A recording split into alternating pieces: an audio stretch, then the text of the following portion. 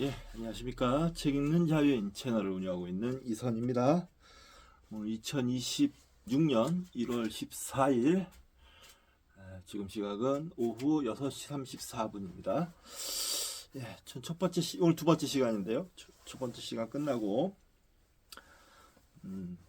빨래를 널고, 좀 쉬었다가, 손톱도 좀 깎고, 쉬었다가,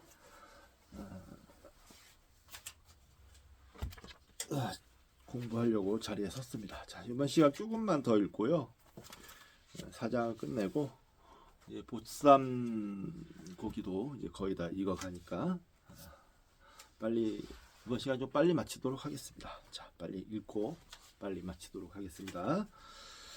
자, 236쪽 중재자 샌디에이고 동물원의 보노보 집단에서 우두머리 수컷인 버너는 늘 젊은 수컷인 칼린드를 무리 없는 해자로 쫓곤 한다.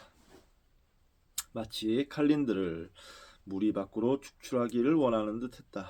그러나 칼린드는 항상 해자 밑으로 늘어져 있는 밧줄을 잡고 올라왔다가 다시 쫓겨가곤 했다. 때로는 그러한 일이 연속으로 10여 차례 반복되고 나면 대개 버넌이 포기한다.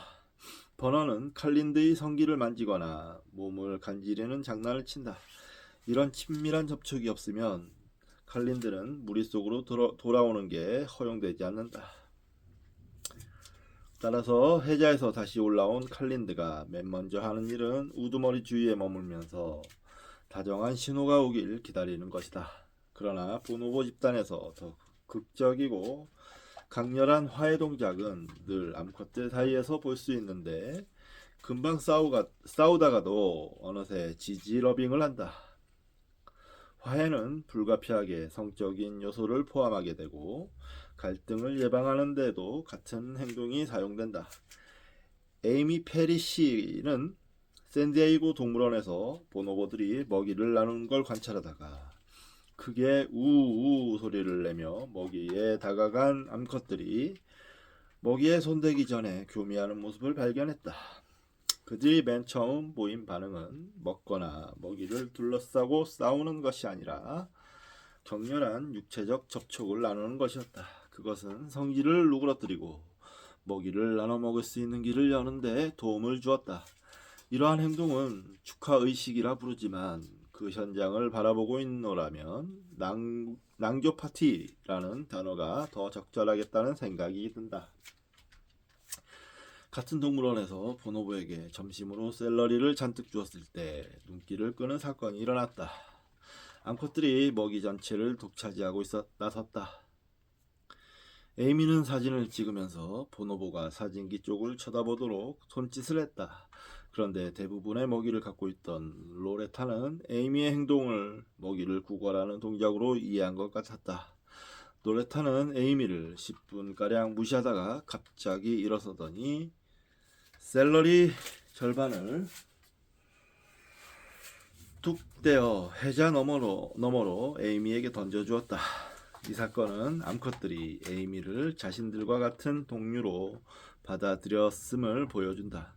내게는 절대로 그런 행동을 보이지 않았는데 유인원은 성별을 정확하게 구별할 줄 알기 때문이다. 에이미는 훗날 출산 휴가를 떠났다가 다시 이 보노보 친구들을 찾아갔다. 그녀는 보노보들에게 자기가 낳은 아들을 보여주고 싶었다. 가장 나이 많은 암컷이 아기를 잠깐 보더니 옆에 있는 우리 속으로 사라졌다. 에이미는 그 암컷이 기분이 상했나 보다 하고 생각했다. 그러나 그 암컷은 자기가 얼마 전에 낳은 새끼를 데리러 갔던 것이다. 그 암컷은 자기 새끼를 데리고 돌아와 두 어린 것이 서로 눈길을 마주칠 수 있도록 유리에다 갖다 댔다. 침팬지의 축하의식은 아주 소란스럽다. 동물원에서는 사육사가 먹이통을 들고 갈 때, 야생에서는 먹이를 잡았을 때 축하의식이 벌어진다. 침팬지들은 빽빽하게 모여 서로 껴안고 만지고 키스를 한다. 보노보와 마찬가지로 축하의식은 누가 먹이를 입에 갖다 대기 전에 일어난다. 축하의식에서는 신체 접촉이 많고 누구나 먹이를 나누어 먹을 수 있도록 화해 분위기가 조성된다. 그런데 내가 본 침팬지들의 가장 즐거운 축하의식은 먹이와 관계가 없었다. 그 의식은 매년 봄 아르헨 동물원에서 침팬지들이 바깥문이 처음으로 열리는 소리를 듣는 순간에 일어났다. 침팬지들은 건물에 있는 모든 문소리를 구별할 줄 안다. 5달의 겨울 동안 난방이 되는 건물 안에 갇혀 지내다가 드디어 풀밭에 나가 뛰어놀 수 있는 때가 온 것이다. 문소리가 나자마자 전체 침팬지 무리는 마치 하나의 묵총에서 울려나오는 듯한 시끄러운 소리를 지른다. 바깥으로 나오고 나서도 그러한 시끄러운 소리가 계속되는 가운데 침팬지들은 작은 무리들을 지어 섬 주위에 둘러서서 흥분하여 발딱발딱 뛰고 서로의 등을 두드린다. 마치 그날의 더 나은 새 삶을 시작하기라도 하는 듯이 축제 분위기가 완연하다. 햇볕 아래서 얼굴의 생기를 되찾고 봄 공기에서 긴장은 눈 녹듯이 사라진다.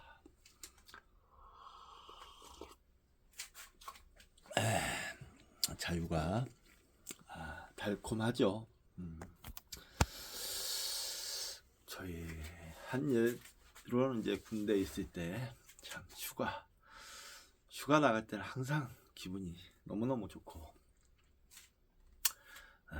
설레이고 그랬는데 깜빵에 사는 사람들은 얼마나 힘이 들까 생각해 봅니다. 축하의식은 했고요. 축하의식은 환희의 순간에 신체적 접촉이 필요함을 보여준다. 이러한 필요는 모든 영장류에게서 볼 수 있는 특징으로 우리에게도 쉽게 와닿는다. 우리도 자기 팀이 이기거나 학생이 졸업할 때 혹은 장례식이나 재난을 당했을 때 손을 뻗어 신체를 접촉한다. 이러한 신체적 접촉의 필요성은 우리 본능 속에 깊이 자리 잡고 있다. 일부 문화에서는 서로 어느 정도 거리를 유지하는 걸 강조하기도 하지만 신체적 접촉이 결핍된 사회는 그다지 인간적이라고 할 수 없다. 네, 그렇죠. 우리도 신체 접촉이 없으면 상당히 사람이 피폐해지죠. 저도 그래서 정견이를 꼭 껴안는 경우가 많은데 신체 접촉 많이 하십시오. 네, 부부지간도 그렇고 자녀들과도 그렇고 친구들과도 신체 접촉이 많을수록 감정은 정서는 안정돼 갑니다. 자, 우리 친척인 영장류들도 신체적 접촉의 필요성을 잘 이해하고 있다. 그들은 스스로 신체적 접촉을 추구할 뿐만 아니라 긴장된 관계를 개선시킬 수 있다면 다른 구성원 간의 접촉도 적극 부추긴다. 아주 간단한 예로 다른 암컷의 새끼를 돌보고 있던 어린 암컷을 살펴보자. 새끼가 갑자기 울기 시작하면 어린 암컷은 얼른 그 어미에게 달려가 새끼를 넘겨준다. 그렇게 하는 것이 새끼를 진정시킬 수 있는 최선의 방법임을 알고 있는 것이다. 신체적 접촉을 부추기는 좀 더 복잡한 경우는 수컷 침팬지들이 싸움 뒤에 화해하지 못했을 때 볼 수 있다. 가끔 둘은 상대방이 먼저 화해의 제스처를 취하길 기다리는 듯이 몇 미터쯤 떨어져 멀뚱히 앉아있다. 하늘, 풀, 자신의 몸 등 사방으로 시선을 돌리면서도 정작 상대방의 눈을 피하는 행동에서 둘 사이에 흐르는 긴장과 불안감을 분명히 느낄 수 있다. 이러한 교착 상태는 30분 혹은 그 이상 계속되기도 하는데 이때 제3자가 나서서 그것을 해소해 줄 수 있다. 암컷이 둘 중 어느 하나에게 다가가 잠깐 털고르기를 해준 다음 이번에는 다른 상대를 향해 천천히 걸어간다. 첫 번째 수컷이 따라올 경우 그 수컷은 다른 수컷을 쳐다보지도 않은 채 암컷의 뒤를 따라온다. 암컷은 가끔 상황을 파악하기 위해 뒤를 돌아보며 돌아가서 머뭇거리고 있는 수컷을 끌고 오기도 한다. 암컷은 두 번째 수컷에게 다가가 두 수컷 사이에 앉고 두 수컷은 양옆에서 암컷의 털을 골라준다. 그러다가 암컷이 그 자리를 떠나고 수컷은 서로의 털을 골라준다. 두 수컷은 암컷이 떠나기 전보다 더 크게 헐떡거리고 중얼거리고 입맛을 다시는 소리를 낸다. 이러한 소리들은 침팬지가 털 고르기를 하고 싶다는 강한 열망을 나타낸다. 이러한 중재 행동은 경쟁자 관계의 두 수컷이 서로 눈을 마주치지 않은 채 그리고 먼저 행동을 취해서 체면이 깎이는 일 없이 서로 다가가게 해준다. 아이고야, 대단히 지혜롭네요. 침팬지가.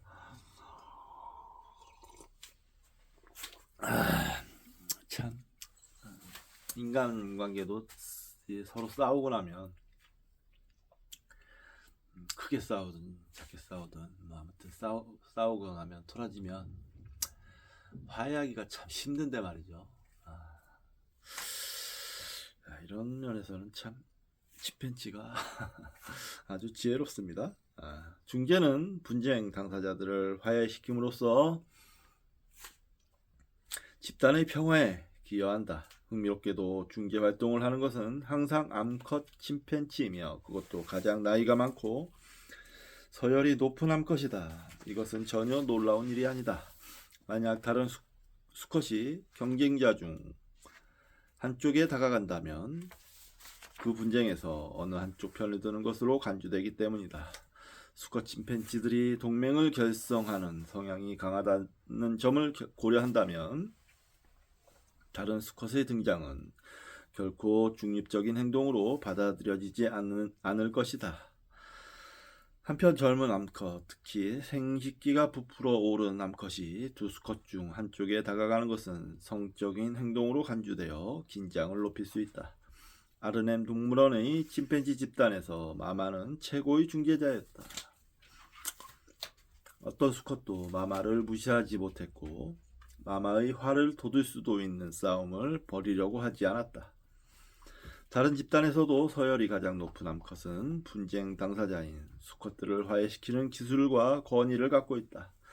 나는 다른 암컷들이 그러한 중재 노력을 부추기는 것처럼 보이는 장면도 목격한 적이 있다. 이들은 우두머리 암컷에게 다가가서 서로 화해하길 거부하는 수컷들이 있는 쪽으로 가리키는 듯이 돌아보았다. 자신이 해결할 수 없는 어떤 일을 우두머리 암컷이 해결해 주기를 바라는 듯 했다. 이런 의미에서 암컷 유인원은 평화를 이끌어낼 수 있는 능력을 지니고 있다. 그러나 이들의 중재는 수컷 사이에서만 효력을 발휘한다는 사실이 눈길을 끈다. 수컷들은 그러한 중재 노력으로 화해가 가능하지만 암컷들은 그러한 노력만으로는 화해가 쉽지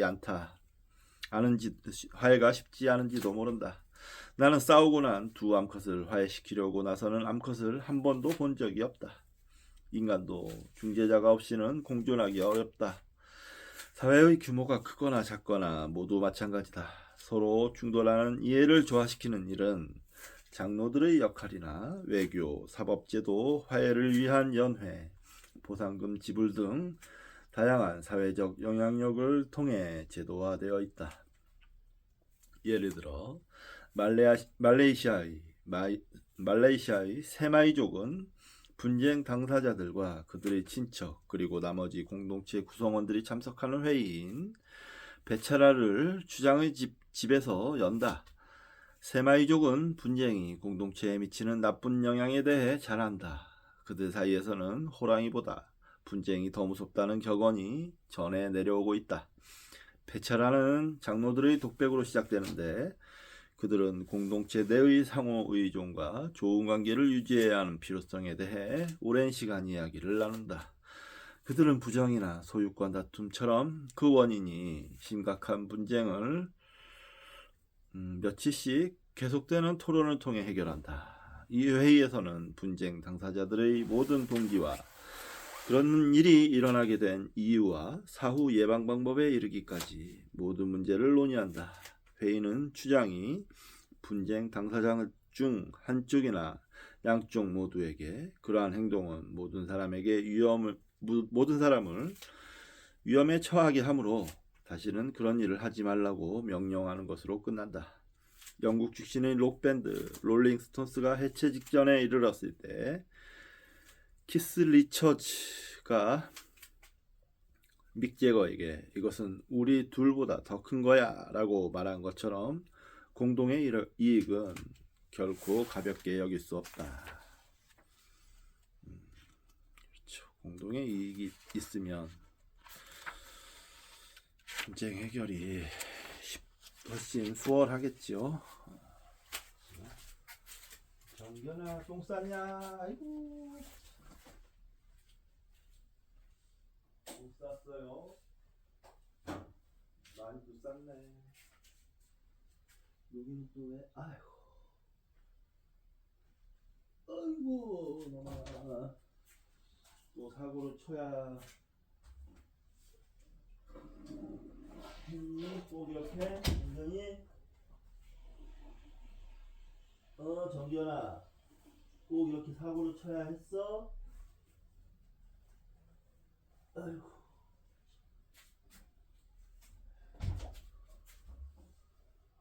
야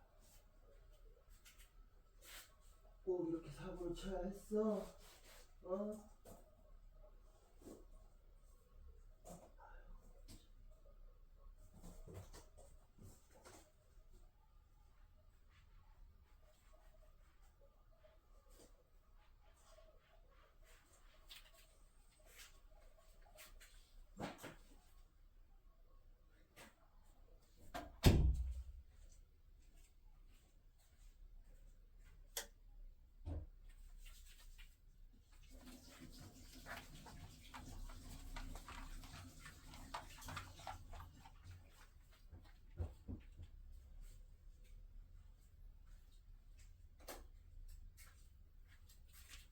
아까 공부 좀 더 해야 돼. 좀만 기다려.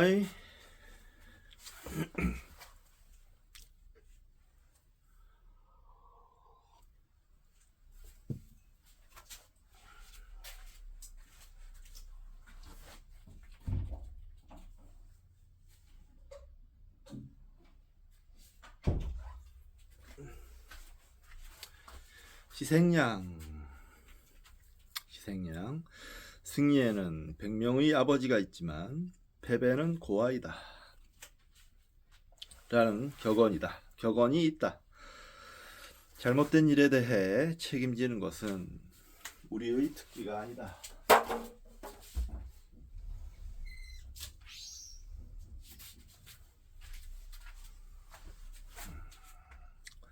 정치에서는 책임 전가 게임을 당연한 것으로 생각한다. 책임의 공은 아무도 떠안으려 하지 않기 때문에 이리저리 떠도는 경향이 있다. 이것은 분쟁을 해결하는 추악한 방법으로 화해나 축하의식이나 중재 대신에 위로 솟아오른 문제를 밑으로 꾹꾹 눌러 감추는 방법이다. 모든 사회에는 희생양이 있지만 나는 그중 가장 극단적인 사례를 새로 구성된 짧은 꼬리 원숭이 집단에서 보았다. 짧은 꼬리 원숭이는 위계질서가 엄격하다. 서열이 높은 원숭이들 사이에서 종종 심각한 결과를 빚어내기도 하는 위치 정하기 과정이 원만히 타결되었을 때에는 서열이 낮은 불쌍한 원숭이들을 집단으로 괴롭히는 일이 빈번하게 일어난다. 블랙이라는 이름의 한 암컷은 하도 자주 공격을 당해서 우리는 블랙이 늘 도망가는 구석을 블랙 코너라고 부를 정도였다. 웅크리고 앉아있는 블랙 주위에 나머지 무리가 몰려와 대부분은 웅얼거리는 소리를 내거나 위협을 했지만 가끔은 물거나 털을 한 움큼 뽑기도 했다. 영장류와 함께 해온 내 경험에 비추어 보면 그 희생양을 그 자리에서 구출하고 싶은 유혹에 굴복하는 것은 아무 도움이 안 된다. 다음 날이 되면 또 다른 희생양이 그 자리를 대신 차지하기 때문이다. 이들에게는 긴장을 해소할 어떤 대상이 필요한 것이다. 그런데 블랙이 첫 번째 새끼를 낳고 나자 상황이 확 변했다. 우두머리 수컷이 그 새끼를 보호해 주었기 때문이다. 블랙의 가족을 대하는 데 익숙해 있던 나머지 무리는 새끼에게도 위협적인 행동을 가했으나 우두머리의 강력한 보호를 받고 있던 새끼는 두려울 게 없을 뿐더러 오히려 그런 소란을 이상하게 여기는 듯했다. 블랙도 곤란한 경우에 처하면 새끼를 가까이 두는 요령을 터득했다. 그러면 아무도 블랙에게 손을 대지 않았다. 희생양을 만드는 게 효과적인 까닭은 희생양이 양날의 칼이 되기 때문이다. 첫째, 희생양은 지배층 사이의 긴장을 해소하는 효과가 있다. 아무 잘못도 없고 위험하지 않은 방관자를 공격하는 것은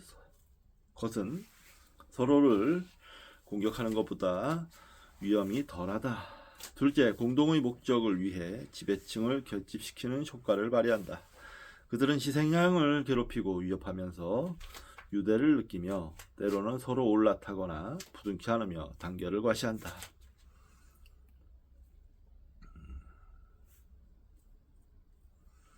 그렇겠죠. 물론 이 모든 것은 그저 제스처 게임에 지나지 않는다. 영장류는 종종 전혀 상대가 되지 않는 적을 선택한다. 한 원숭이 집단은 전체 무리가 웅덩이로 달려가 물에 비친 그림자를 보고 위협한다. 인간이나 유인원과는 달리 반사된 모습이 자신이라는 것을 인식하지 못하는 원숭이들은 편리하게도 저항하지 못하는 적을 선택한 것이다. 아르넴 동물원의 침팬지들은 다른 배출구를 찾아냈다. 만약 긴장이 폭발할 지경까지 고조되면 그중 한 마리가 근처에 있는 사자와 치타의 사파리 공원을 향해 짖기 시작한다. 이들 맹수는 적으로서 손색이 없다. 그러면 전체 무리가 해자와 펜스와 숲으로 안전하게 차단되어 있는 그 무서운 야수들을 향해 힘껏 짖어댄다. 그러다 보면 조금 전까지 고조되던 긴장은 온데간데 없이 사라진다. 이 부분은 좀 체크를 해 나가는 게 좋겠네요. 희생양을 만드는 게 효과적인 까닭은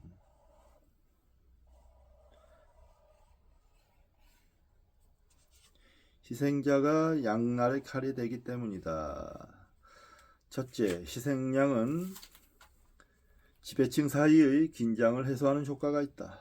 아무 잘못도 없고 위험하지 않은 방관자를 공격하는 것은 서로를 공격하는 것보다 위험이 덜하다. 둘째, 공통의 목적을 위해 지배층을 결집시키는 효과를 발휘한다.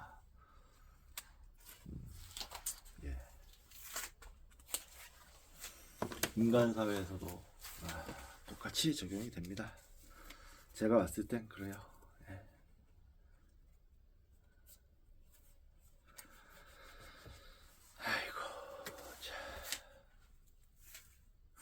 전체의 질서가 잘 잡혀있는 집단에서는 언제든지 구석으로 쫓을 수 있는 희생양이 보통 정해져 있지 않다. 사실 희생양이 없다는 것은 모든 일이 원만하게 돌아가고 있다는 것을 말해준다. 그러나 공격 목표 이동은 반드시 서열이 낮은 구성원으로 향하는 것이 아니다. 우두머리가 서열 2위를 위협하면 2위는 즉시 3위를 찾기 시작한다. 그리고 서열 2위는 3위를 위협하면서 우두머리를 흘끗흘끗 쳐다본다. 가장 이상적인 상황은 우두머리가 서열 2위 편을 들어주는 것이기 때문이다. 이러한 공격 목표 이동은 4, 5단계를 거쳐 내려오다가 사라질 수도 있다.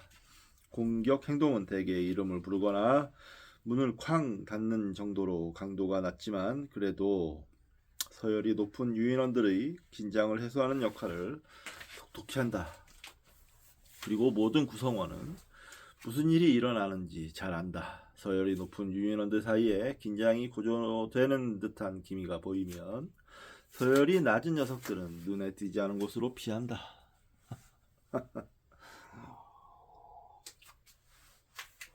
희생양 이라는 용어는 스케페고트인가요? 스케이프고트인가요? 구약 성경에서 유래했는데 유대교의 대축제인 속죄의 날 의식에 사용되던 두 마리 염소 중 한 마리를 가리킨다. 한 마리는 희생으로 바치고 나머지 한 마리는 살려주는데 이 염소를 풀려난 염소라 불렀다. Escape goat. 이 염소는 사람들이 모든 불공평과 죄악을 그 머리 위에 뒤집어쓰고 영적인 황무지를 상징하는 황량한 장소로 내쫓긴다. 사람들은 이런 방식으로 자신의 죄악에서 벗어날 수 있었다. 이와 비슷하게 신약 성경에서는 예수를 이 세상의 죄를 없애시는 하나님의 어린 양이라고 표현한다.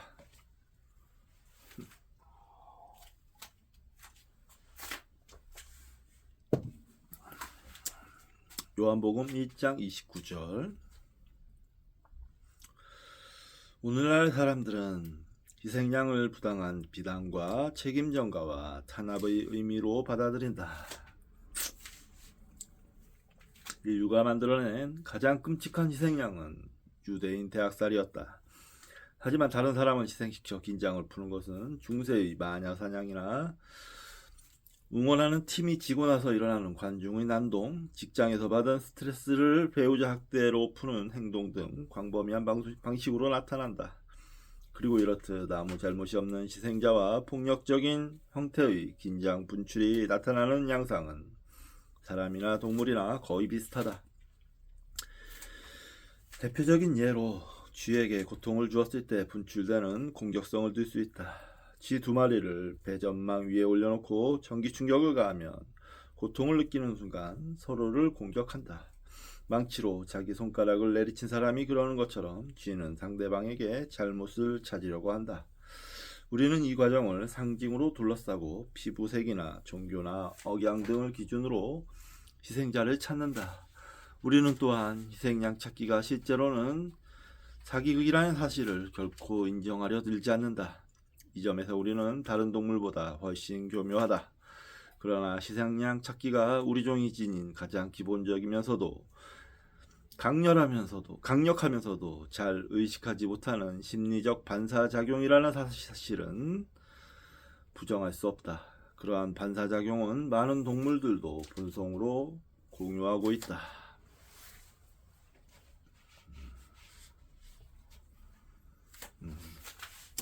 이런 거는 좀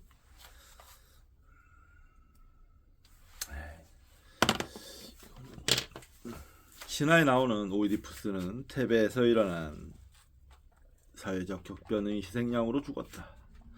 가뭄이 계속되자 코린토스에서 자란 이방인인 그는 더할 나위 없이 좋은 희생양으로 보였다.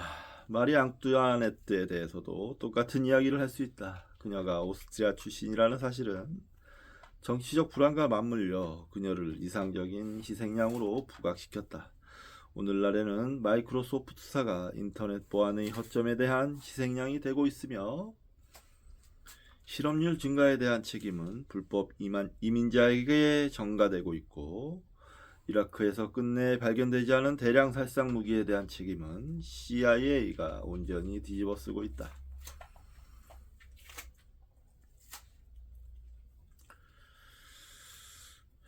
이라크 전쟁 자체는 다른 측면에서도 아주 좋은 예가 된다. 모든 미국인과 마찬가지로 나 역시 9.11 테러의 충격과 경악을 금치 못했다. 처음에 떠올랐던 공포와 안도는 곧이어 분노의 감정과 뒤섞였다. 온몸에 타오르는 분노가 몸 구석구석으로 스며드는 것을 느낄 수 있었다. 다른 나라에 사는 사람들도 이러한 감정을 함께 느꼈는지는 모르겠다. 공포와 슬픔은 함께 느꼈을지 모르지만 아마 분노는 아니었을 것이다.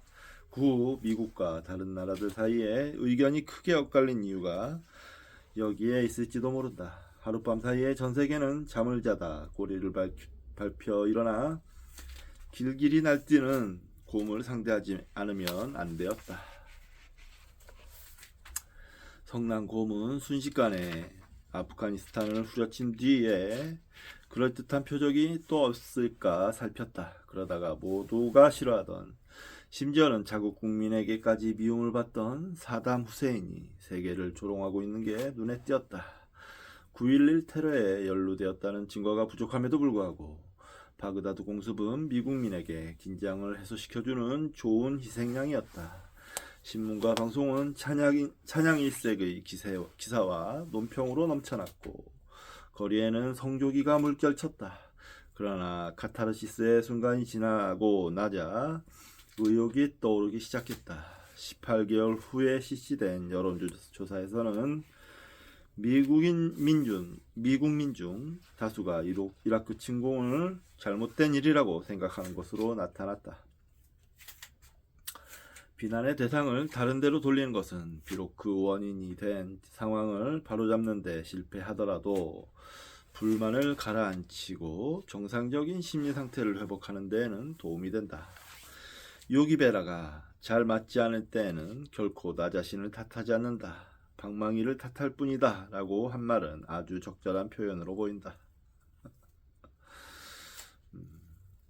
희생양 찾기는 방정식으로 자신을 제외시킬 수 있는 아주 좋은 방법이지만 정확하게 어떻게 효력을 발휘하는지는 잘 알려져 있지 않다. 혁신적인 방법으로 그 효력을 측정한 연구는 딱 하나뿐인데 연구 대상은 사람이 아니라 비비였다. 영장류학자들은 수컷 비비가 성공적인 삶을 영위할 수 있는 지침을 만들어 보았다. 성공의 척도는 혈액 속에 포함된 글루코코르티코이드의 양이었는데 이것은 그 동물의 심리 상태를 알려주는 스트레스 호르몬이다. 글루코코르티코이드는 코르티코이드의 농도가 낮은 것은 사회생활의 기복에 잘 대처한다는 것을 의미한다. 수컷 비비의 삶은 지위를 차지하고 지키기 위한 싸움과 사소한 시비가 그치지 않는다. 공격 목표 이동은 비비에게 성격상의 장점으로 드러났다. 대결에서 진 수컷은 곧 더 약한 수컷을 상대로 화풀이를 한다. 이런 행동을 하는 수컷은 비교적 스트레스가 덜한 삶을 즐길 수 있다. 이들은 패배한 뒤에 물러나거나 시무룩해 지내기보다는 자신의 문제를 재빨리 다른 대상으로 옮긴다. 나는 여성들로부터 이러한 행동은 남성에게만 볼 수 있다고 하는 말을 들었다. 여성은 자신의 잘못을 속으로 삭히는 경향이 있는 반면 남성은 일말의 가책도 느끼지 않고 다른 사람에게서 잘못을 찾는다는 것이다.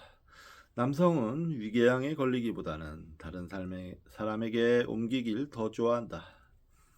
우리가 아무 잘못이 없는 희생자를 많이 만들어내는 이러한 경향을 쥐나 원숭이, 유인원과 공유한다는 사실은 실망스럽다. 공정성과 정의를 내팽개친 채 스트레스를 해소하려고 하는 것은 우리 속에 깊이 뿌리 박혀 있는 전술이다.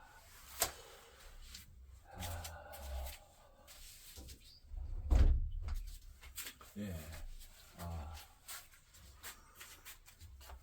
그렇죠. 네, 아주 중요한 얘기입니다.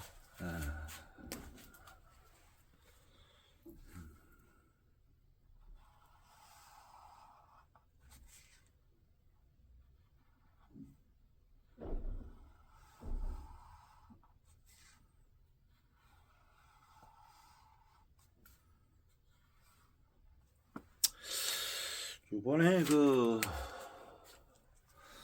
미국의 베네수엘라 대통령을 미국이 베네수엘라를 침공해서 베네수엘라 대통령을 납치한 사건도 결국 이 연장선에 있는 게 아닌가 싶습니다. 이런 우리가 아무 잘못이 없는 희생자를 많이 만들어내는 이러한 경향을 쥐나 원숭이, 유인원과 공유한다는 사실은 실망스럽다. 공정성과 정의를 내팽개친 채 스트레스를 해소하려는 것은 우리 속에 깊이 뿌리 박혀 있는 전술이다. 그렇습니다. 세계 정세도 그렇게 돌아가고 우리 일상생활에서도 많이 느낄 수 있죠. 잠시.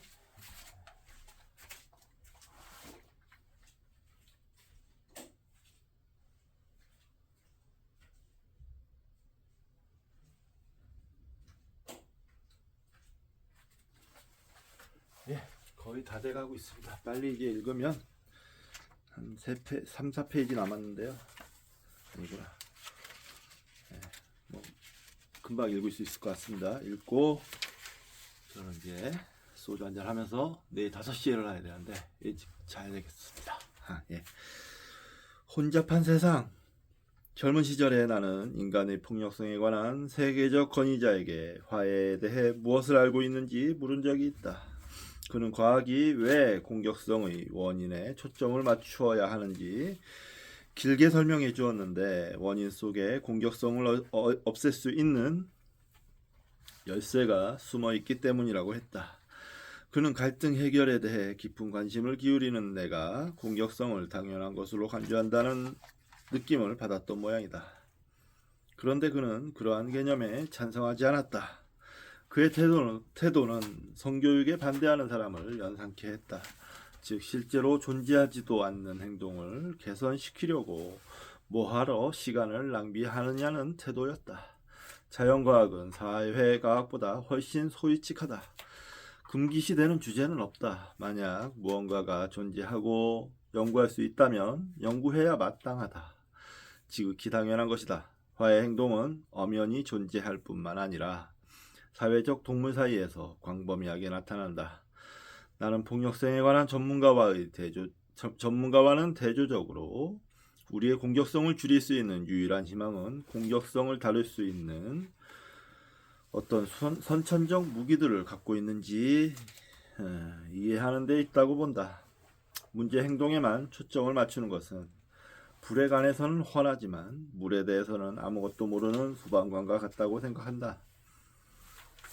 과학자들이 종종 언급하는 공격성을 촉발시키는 방아쇠 중 하나는 우리 종이 잘 유지하는 견제와 균형 때문에 그다지 중요하지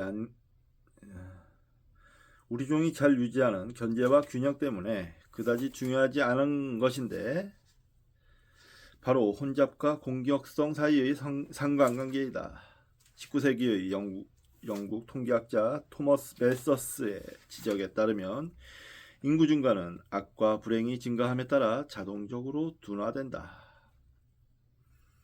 심리학자 존 칼훈은 여기서 영감을 얻어 악몽 같은 실험을 했다. 그는 수가 점점 불어나는 쥐들을 비좁은 방 안에 가둬놓고 쥐들이 서로 죽이고 성폭력을 자행하고 서로를 잡아먹는 것을 관찰했다.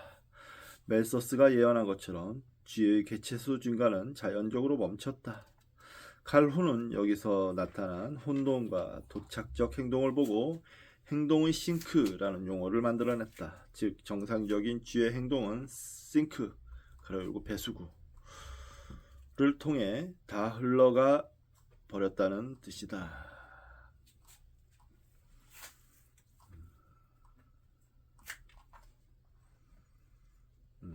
얼마 지나지 않아 거리의 폭동은 쥐떼에, 도심은 행동의 싱크에, 도시지역은 동물원에 비유되기 시작했다. 점점 더 혼잡해지는 세계는 무정부 상태나 독재로 치달을 것이라고 경고했다.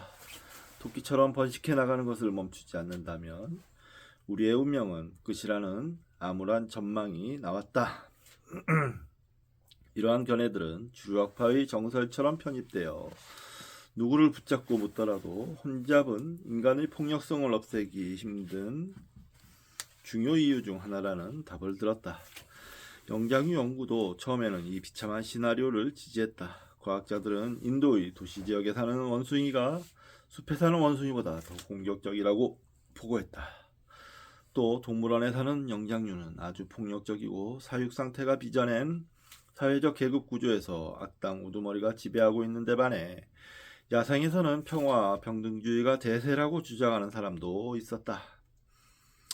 혼잡의 효과에 관해 연구하던 한 사람은 대중화 작가들의 과장법을 사용하여 비비들 사이에서 나타나는 개토의 폭동에 대해 보고했다. 위스콘신주 메디슨에 있는 빌라스 동물원에서 붉은 원숭이를 연구할 때 원숭이들이 항상 싸우는 것으로 보아 우리가 원숭이들을 좁은 장소에 너무 많이 키우고 있는 게 아닌가 하는 불만이 제기되었다. 그러나 내가 볼 때 이 짧은 꼬리 원숭이들은 지극히 정상처럼 보였다. 싸우지 않는 붉은 원숭이 집단은 본 적이 없다. 게다가 세상에서 인구 밀도가 가장 높은 나라에서 성장한 나로서는 혼잡과 공격성 사이에 상관관계가 있다는 주장이 의심스러웠다. 그러한 상관관계를 인간 사회에서는 보지 못했기 때문이다. 그래서 나는 특정 환경에서 단연간 또는 세대를 이어가며 살아온 붉은 원숭이들을 대상으로 대규모 연구를 계획했다. 가장 혼잡한 곳에서 살아온 집단은 우리 속의 집단이고, 가장 덜 혼잡한 곳에서 살아온 집단은 숲이 우거진 큰 섬에 있는 집단이었다. 섬에 사는 원숭이는 우리에 사는 원숭이보다 한 마리당 거주 면적이 600배나 넓었다.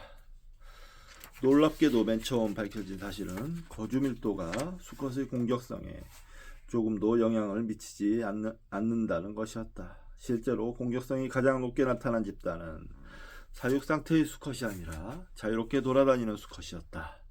복잡한 곳에서 사는 수컷은 암컷의 털을 더 많이 골라주었고, 그에 따라 암컷도 수컷의 털을 더 많이 골라주었다.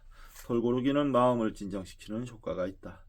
털고르기를 받는 원숭이는 심박동이 느려진다. 한편 암컷들은 다른 반응을 보였다. 암컷 붉은 원숭이는 목의 혈족 집단에 강한 소속감을 느낀다. 이러한 소집단들은 서로 경쟁관계에 있기 때문에 서식지가 혼잡해지면 마찰이 생긴다. 그런데 목의 집단들 사이에 공격성만 커진 게 아니라 털고르기 경향도 강해졌다. 이러한 사실은 암컷들이 자신의 모계 집단에서 벗어나서까지 긴장을 해소시키려고 열심히 노력한다는 것을 의미한다. 그 결과 혼잡이 원숭이에 미치는 효과는 예상보다 훨씬 미미했다. 영장류는 공간 축소에 대해 나름대로 대처하는 방법이 있고, 지능이 높은 침팬지는 거기서 한 발 더 나아간다. 나는 아른햄 동물원에서 젊은 수컷 니키가 그 당시 우두머리였던 로이트에게 도전할 준비가 되어 있던 겨울을 아직 기억하고 있다. 유인원들은 겨울 동안 실내에서 생활했는데 거기서 기존의 우두머리에게 도전하는 것은 자살행위나 마찬가지였다. 로이트는 암컷들로부터 광범위한 지지를 받고 있었다. 만약 니키가 도전을 시도했더라면 암컷들은 로이트가 니키를 물리치도록 도왔을 것이다. 그러나 무리가 밖으로 나오자 문제가 싹트기 시작했다. 암컷들은 수컷들보다 동작이 더 느리기 때문에 큰 섬에서 니키는 로이트를 위해 구축한 어떤 방어라도 쉽게 피해갈 수 있었다. 사실 아르햄 동물원의 권력 투쟁은 모두 밖에서 벌어졌지 실내에서 일어난 적은 한 번도 없었다. 침팬지가 미래에 대한 개념을 갖고 있다는 걸 이미 알고 있는 우리로서는 그들이 상황이 호전되기까지 때를 기다릴지 모른다고는 생각하지 않는다. 이러한 종류의 감정 조절은 좁은 장소에 갇힌 침팬지들의 갈등을 피하려는 노력에서도 볼 수 있다. 좁은 곳에 갇히자 그들의 공격성이 크게 줄어들었다. 그들은 엘리베이터나 만원 버스에 탄 사람들이 큰 동작이나 소리, 시선, 마주침 등을 자제함으로써 마찰을 줄이려고 하는 것과 비슷한 행동을 보였다. 이러한 행동들은 사소한 대처일 뿐이지만 문화 전체가 축소된 공간에 맞춰 변할 수도 있다. 인구 밀도가 높은 나라에 사는 사람들에게는 설사 벽이 종이처럼 얇더라도 차분함, 조화, 존중, 낮은 목소리, 프라이버시 존중 등의 특징을 볼 수 있다. 특정 사회 생태학에 적응하는 우리의 정교한 능력은 인구 밀도와 살인 발생률이 아무 상관관계가 없는 이유에 대해 설명을 제공한다. 러시아나 콜롬비아처럼 살인 발생률이 아주 높은 일부 국가는 인구 밀도가 아주 낮으며, 살인 발생률이 아주 낮은 국가 중에는 일본과 네덜란드처럼 인구 밀도가 아주 높은 국가도 포함되어 있다. 이것은 대부분의 범죄가 일어나는 도시 지역에도 적용된다. 전 세계 대도시 가운데 도쿄는 인구 밀도가 가장 높고 로스앤젤레스는 인구 밀도가 아주 낮다. 그럼에도 불구하고 로스앤젤레스는 인구 10만 명당 연간 살인 사건이 15건 발생하는 반면 도쿄는 2건 미만이다. 1950년에 25억 명이었던 세계 인구는 오늘날 65억 명을 넘어서고 있다. 이 같은 인구 증가 속도는 무척 빠른 것이다. 인구조사가 처음 시작된 200년 전의 세계 인구는 2억에서 4억 명으로 추정된다. 만약 인구 혼잡이 공격성 증가를 초래한다면 우리 모두는 지금쯤 길길이 날뛰고 있을 것이다. 다행히도 우리는 혼잡한 우리나 도시거리, 쇼핑몰처럼 비자연적인 환경을 비롯해 온갖 종류의 조건에 적응할 능력이 있는 사회적 동물의 혈통을 이어받았다. 그러한 적응은 상당한 노력 없이는 불가능할지도 모르고 매년 봄 RN 동물원에서 벌어지는 열광적인 축하의식은 침팬지가 덜 혼잡한 환경을 좋아한다는 사실을 시사한다. 그러나 인간은 칼훈의 쥐 실험이 예언하는 무서운 상황을 맞기에는 환경에 적응하는 능력이 너무 뛰어나다. 그렇지만 칼훈이 실험에서 얻은 결과는 순전히 혼잡의 결과가 아닐 수도 있다. 쥐들에게 먹이통을 조금밖에 제공하지 않았기 때문에 경쟁도 어느 정도 영향을 미쳤을지도 모른다. 이것은 점점 혼잡해지는 세계에서 우리에게 경고의 메시지를 던져준다. 우리는 혼잡에 대처할 수 있는 능력을 타고났지만 자원 부족과 혼잡이 결합되면 이야기가 전혀 달라질 수 있다. 그 결과로 멜서스가 예견한 악과 불행에 이를지도 모른다.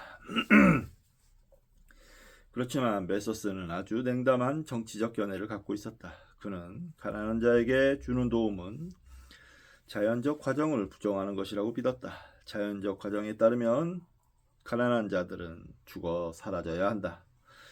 인간이 가지지 못한 한 가지 권리가 있다면 그것은 바로 스스로 취득할 수 없는 생존권이라고 말했다. 메서스는 동정심을 배제한 사회적 다원주의라는 사상체계를 탄생시키는 데 기여했다. 이에 따르면 이기주의는 사회의 혈액이며 약자의 희생을 바탕으로 강자에게 발전을 가져다준다. 행복한 소수의 손에 자원이 불균등하게 돌아가는 것을 정당화하는 이 사상은 신세계로 수출되었다. 거기서 록펠러는 기업의 성장을 단지 자연의 법칙과 신의 법칙이 구현되는 것이라고 보았다. 이 사람이 우파, 수구,